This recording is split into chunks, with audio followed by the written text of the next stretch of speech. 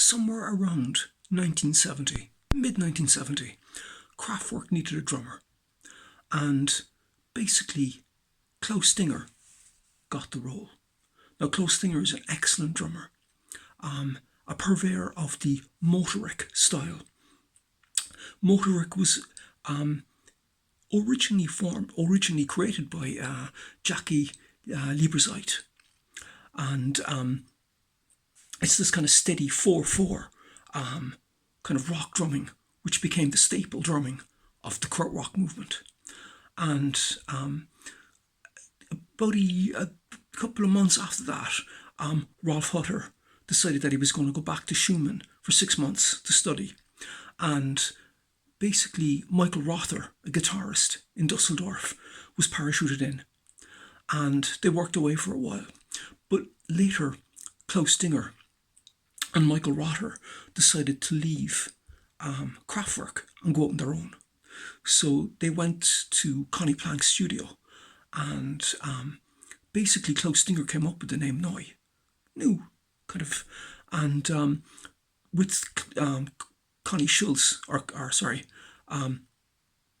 with Connie Plank as a kind of a de facto third member of the band, they went and they recorded their first album, kind of 1972, Neu, which was an excellent kind of album with kind of some kind of experimental sonic stuff and kind of ambient, almost contemplative ballads, and then the kind of driving, pulsating Motorik stuff. A great way to describe that is LA Woman by the Doors. That kind of sound, but before. Then in kind of 1973, kind of having done a little bit of touring and stuff, they went back in again, and they recorded with Connie Plank again, Neu 2, Neues Voi.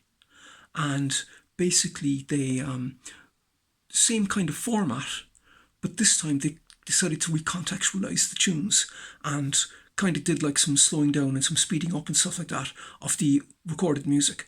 Now, at the time, a lot of people said that this was kind of chancing, kind of stochastic, and kind of maybe a little spoofing. But later on, that was disproven.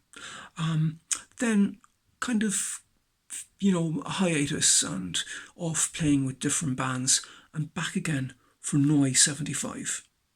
And again, what one may perceive as kind of stochastic, they kind of went into the studio, and Michael Rother took one side of the album, and basically Klaus Stinger took the second side.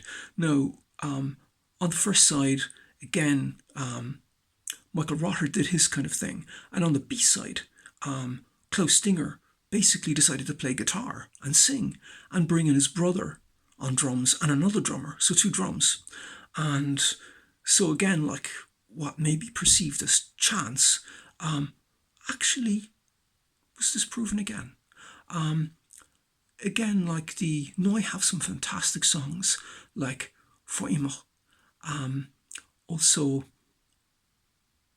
Seenland, Negative Land, Hero, Hallo Gallo, and Super 16.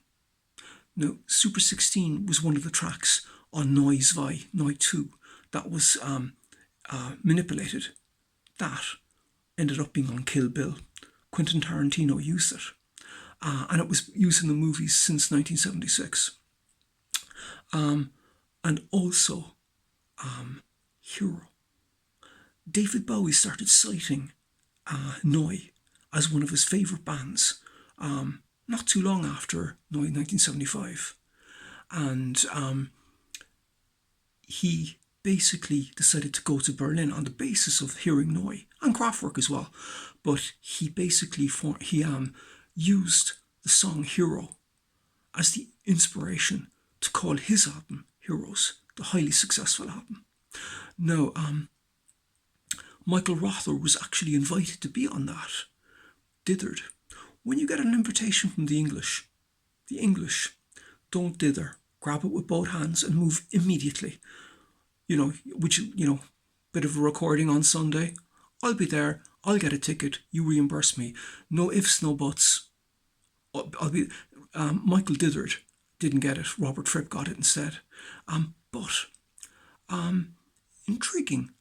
Obviously, David Bowie and Brian Eno were very influenced by Neu, Joy Division, Sonic Youth, and many other bands. Neu themselves were influenced by Velvet Underground, Stooges, Stones, and Stockhausen. But I have a bit of an intersection.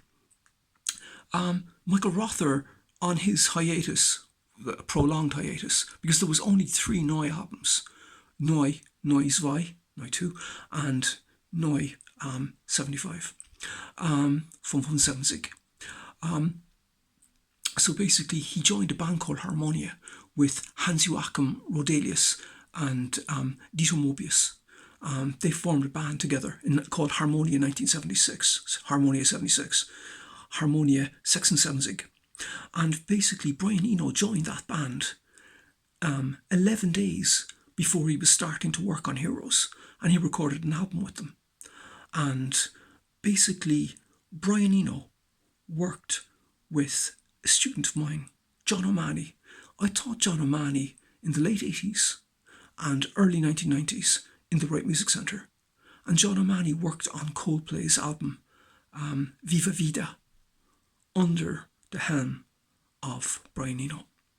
And again, just one day after recording with Harmonia 76 with Michael Rother, the guitarist in Neu, Eno went to Berlin to begin recording the Berlin series with David Bowie.